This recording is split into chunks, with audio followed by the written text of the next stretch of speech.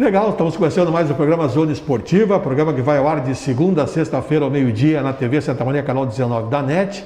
Você também pode assistir pelo YouTube ao mesmo tempo, ou depois nós alojamos o programa no Facebook e lá ele fica à sua disposição. A qualquer momento você pode acessar o programa, rever assuntos ou até alguns que você não tenha conseguido acompanhar, fica lá à sua disposição no Facebook.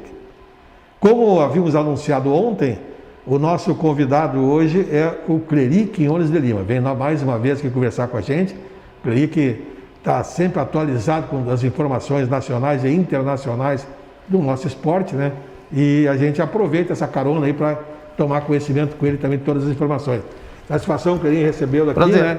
Tudo bem? Tranquilo. Mais uma vez o Cleri está aí com a gente. Cleri, o que nós temos de atualidade em termos de esportes aí na nosso Brasil aí? Em primeiro lugar, nós queremos dizer da satisfação de estarmos aqui mais uma vez e dizer da aula que nós tivemos no teu programa com Pedro Aguirre. E quando tu propôs o tema ali de tio Aguirre, vai sair muito bem, porque é um estadista. O Aguirre é um estadista. E ele deu um enfoque que teriam que os políticos, os administradores, os gestores dos municípios, dos estados e dos países deveriam saber isso aí. O esporte transcende. O esporte é o ABC. O transporte é o Google da vida das pessoas. Claro, bem conduzido o esporte, que se diga. Eu lembro quando eu estudava educação física, eu li um artigo lá nos Estados Unidos, os caras dando contra o esporte, que o esporte era maléfico. E tem razão, se for mal orientado, por isso que nós, profissionais de educação física, o Conselho Regional de Educação Física, temos pregado uma educação física de qualidade, começando pela escola, que o professor enfocou muito bem. Pô, ele foi secretário de Educação do município de Santa Maria e andava bem com o Beltrame, conosco ainda estávamos integrados. Nós somos do outro século, né? Ainda a gente integrado à educação do município. Então, ele nos deu uma aula, e eu diria de que esse atraso de não termos uma política desportiva nacional vem pelas coisas do país, que tudo é na correria, não planeja. Já se sabe, né? O professor Aguirre ontem mesmo dizia que tu deu o assunto para ele, a relação do esporte com a sociedade, a sua importância para gerir, que ele produz em benefício da sociedade. E o professor Pedro Aguirre, um senhor mais ou menos um pouco mais da nossa idade, né? E já aposentado, foi fazer pesquisa. E é isso que falta. As pessoas não pesquisam, as pessoas não buscam as informações, não vão se atualizar, e é aí que a coisa fica nessa situação. E com a pandemia, eu falava por telefone com o professor Pedro Aguirre no final de semana, e se nós temos em crise hoje, nesse ano, e o ano que vem como é que vai ser? E os caras brigando aí para ser políticos e prefeitos das cidades do país. Exato. E o que pode se dizer? Tu me perguntou da atualidade do esporte. Eu tenho acompanhado, estou aposentado, né? Meus 69 anos, eu já saí do município em 2009, e envolvido com a comunicação, aliás, desculpa, quero te entregar em mãos o compêndio dos meus jornais, Saúde pela Prática, para o registro aí. Eu envolvido com o meu veículo, e agora eu estou nessa, como vocês. Nós fomos colega há muito tempo, e eu fazia minhas coberturas de fora do Brasil, e na época tu era de uma empresa e me apoiava para me mandar os telex. O rádio. Hoje o rádio está trabalhando, quer ser TV. Está querendo ser TV, né? Querendo ser TV.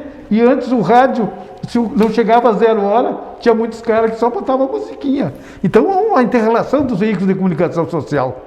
E hoje, com o modernismo, com a internet, com o avanço, com a tecnologia, nós também temos que partir para isso. Eu agora estou montando na minha casa, já ampliei o meu escritório, estou aguardando a chegada de alguns materiais, um mini estúdio para produzir. E temos que fazer. Porque quem tem conhecimento tem que passar conhecimento. E o Pedro aqui já dizia ontem, nós somos homens que nascemos e estudamos, nos formamos na nossa universidade, adquirimos conhecimentos, temos viajado, nós temos que deixar. O legado que pode se deixar é conhecimento. Dinheiro se vai, né? E esperar que quando Deus vier, quando Jesus Cristo baixar, nós tenhamos o paraíso. Então o esporte vai ser difícil pós-pandemia. E eu dizia de que, eu acompanhando as lives, a Fundação Getúlio Vargas, com a sua equipe técnica, fez muitas lives com atletas, com dirigentes, com políticos do esporte, e eu acompanhei muita coisa, e com pessoas, empresários do esporte. E aí os caras, a maioria diz assim, ó, mas e aí? Não tem que fazer, tem que entrar o governo. E a Joana Maranhão, que foi de Recife, ela trabalha no município lá, ela diz, não, se o país não vai ter, nós vamos ter que buscar junto a nossa comunidade, trabalhar junto com as famílias, pelo menos para dar a educação que o esporte nos oportuniza. E ficar esperando do governo federal, do governo estadual, do município, eu acho que nós, comunidades, temos que trabalhar. Mas para trabalhar, precisa multiprofissionais, buscar essas condições. E aí que nós vamos enfrentar. Vai faltar dinheiro o ano que vem. Pós-pandemia, aí eu acho que vai ser mais difícil ainda do que esse ano. Vai ser mais complicado. E dentro dessa nesse novo mundo, essa nova vida que nós vamos ter a partir de agora, depois da pandemia, o novo normal, né, que o pessoal está chamando, está dizendo que é uma nova vida que vamos ter. Nós estamos tendo um pequeno intervalo na nossa vida para nós refletirmos, repensarmos, reprogramarmos e a partir daí recomeçarmos. Eu sempre encaro assim, não estou encarando nem com pandemia, um intervalo que nós estamos tendo na nossa situação. A partir daí, nesse novo momento, muitas empresas se adaptaram, clubes sociais já sei que se adaptaram e não vão voltar mais atrás, vão ter lives diárias para os seus associados, com aulas de dança, educação física, que já é uma coisa que veio para ficar, aprender. Muito pessoal da minha idade, da nossa idade, né, eu estou nos 70, está nos 69, né? Nós não sabíamos mexer muito, tínhamos que aprender na marra, mexer com a internet, né? E aprendendo assim, começaram a aprender a viver, a fazer compras pela internet, a pagar contas pela internet, a viver em casa pela internet. Então, dentro desse novo momento, tudo está se adaptando, inclusive o esporte, né, Cris? Eu te passei e quando o presidente da Federação Internacional de Educação Física, o Almir Gurum, que é de Cruz Alta e tem sede em Foz do Iguaçu, ele é o presidente de uma entidade de 124 países. Os filiados a países olímpicos são 206. E a nossa confederação, a Federação Internacional, tem 124 países que atuam as suas delegacias com a educação física. Ele me disse, Cleiton, chegou, estou te passando, tu que há tempo estamos ligados, não sai. O Congresso Internacional de Educação Física está definido, a 36ª edição, que seria em janeiro, de 16 a 20 de janeiro de 2021, vai ser online.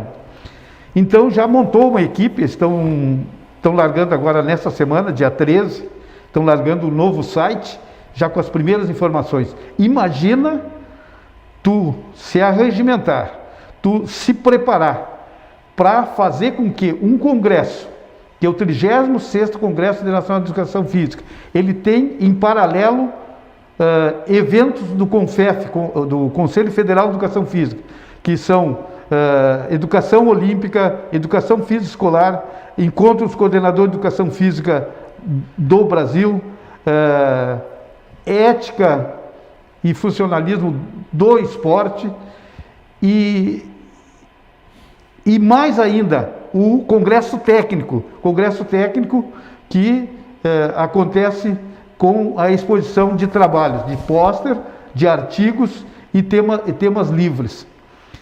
Além disso, tinha uma super feira e o congresso, ele faz, é um congresso internacional, mas a corrida para lá é de em torno de 3.000 pessoas. Agora eles vão ter que montar uma estrutura para funcionar pelo menos parte disso aí. Então estão trabalhando seriamente. É aí que chega que tu diz que as pessoas começam a se adaptar. E aí nós vamos ter a visão do esporte em geral. Se hoje o escolar, que é a base na formação, estão em casa. Estudo remoto. A live, que é livre, nós tínhamos já um problema de fiscalização no país, porque nós entendemos, pela importância que tem o profissional de educação física, de ministrar uma aula com qualidade, obedecendo às faixas etárias de cada pessoa, as suas condições, e hoje até as escolas e as secretarias trabalham já com muitos profissionais, com nutricionistas, com fisioterapia, enfim, já um trabalho. Como é que vai fazer? Tão em casa. E essa volta vai ser diferente, pelo menos algum tempo, porque a gente hoje fala hoje, amanhã pode ser diferente, né? Mas nós vamos trabalhar com dificuldade para desenvolver o esporte. E se nós pensarmos no lado de performance, estamos aí com uma Olimpíada que está ainda balançando, sai ou não sai, foi adiada e pode ser cancelada, pelo menos a minha opinião, e futuramente eu posso até justificar o porquê que eu entendo que vai ser cancelado. O sonho de uma criança que começa no esporte, na sua iniciação, é ter o ídolo, e o ídolo aparece com as competições, com os níveis que vão subindo, e aí a preparação desse atleta exige uma estrutura de recursos humanos, de espaço, de participação de eventos, e os eventos estão parados. Falou bem o professor Pedro Aguirre ontem, de que o esporte é um shopping center de atividades que existe no mundo. A Olimpíada, e agora eu já chego nisso, um dos problemas dela, que ela foi adiada para o ano que vem, está enfrentando já o choque com competições que já estavam previstas para o ano que vem. Então, nós estamos numa situação bem diferente, e de que nós precisaremos de pessoas muito inteligentes, de grupos de estudos, sociólogos, psicólogos, técnicos da educação física, do esporte, gestores, para se estudar, que nós vamos ter um momento diferente no esporte. Vai ser praticamente em todas as áreas do ser humano, né? E o pessoal aprendendo a fazer as reuniões também online, né? Vai facilitar muito o contato direto entre confederações e federações que antes eram eventuais, uma ou duas vezes por ano. Hoje, quase que quinzenal, você pode se reunir sem precisar se deslocar, né? Antes tu tinha que fazer deslocamento e viagens, assim. Os contatos hoje são quase que semanais entre o pessoal, né? E uma outra coisa, Tessos, que nós vemos aqui no Rio Grande do Sul, existe o sistema CONFEF, CREF, que é o nosso Conselho Federal de Educação Física, e os conselhos regionais em todos os estados. Então, nós estamos vendo aí o sofrimento dos nossos profissionais de educação física, os donos de academias, os profissionais sem trabalhar, por uma situação que está imposta.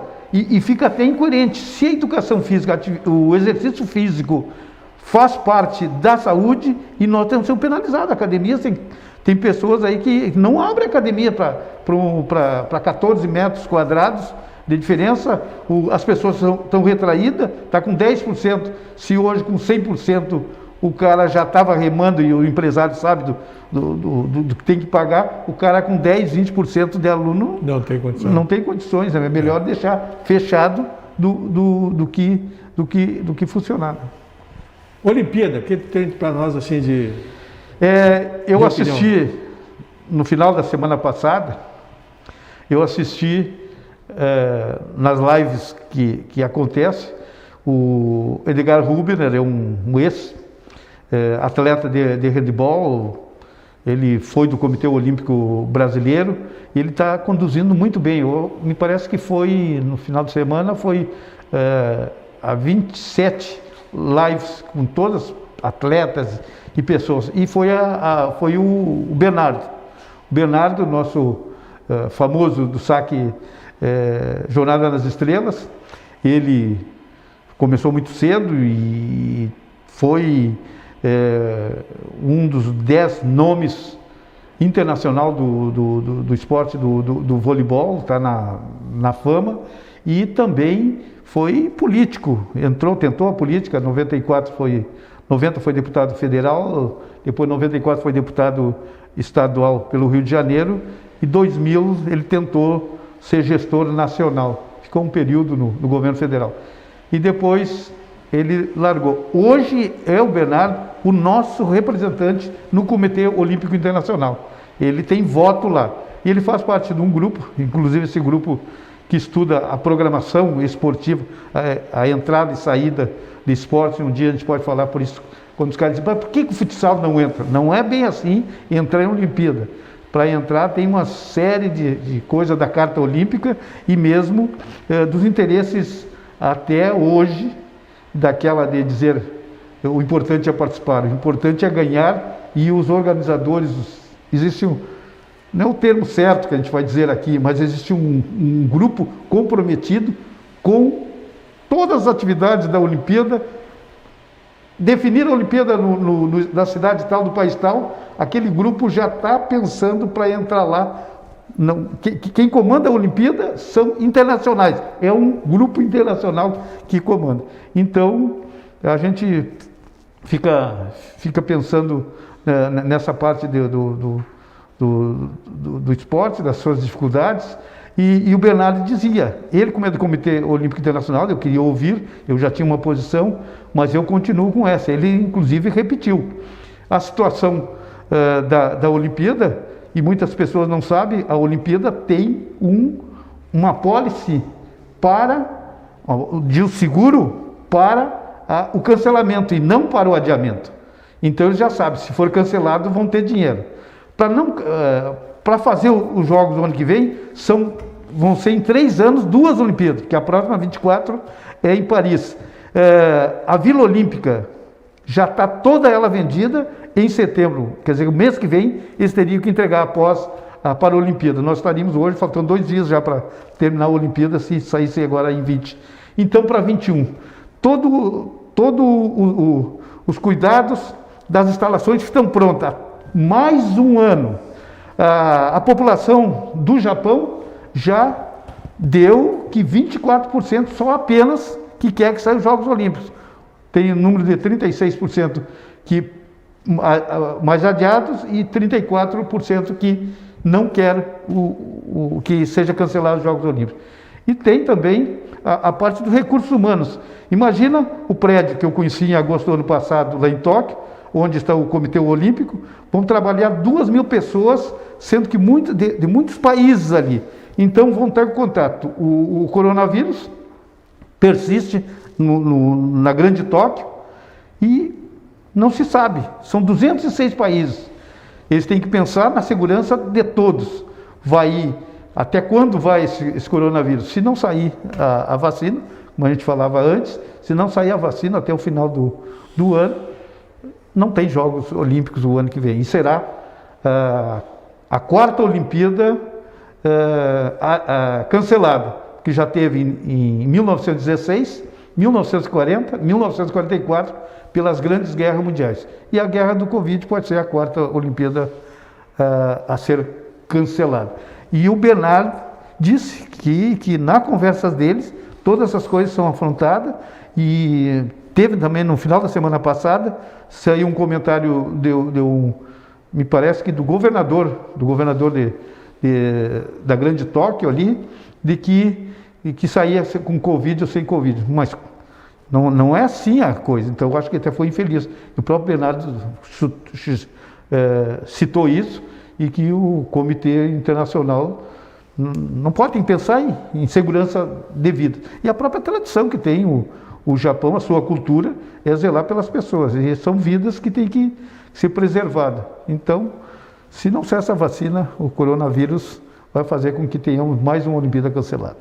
Eri, muito obrigado pela tua presença aqui Feito. mais uma vez com a gente. Obrigado. Aí, né? Um grande abraço. E nós ficamos nos despedindo e convidando para estarem conosco novamente amanhã, ao meio-dia, com a nossa Zona Esportiva. Muito obrigado, um abraço.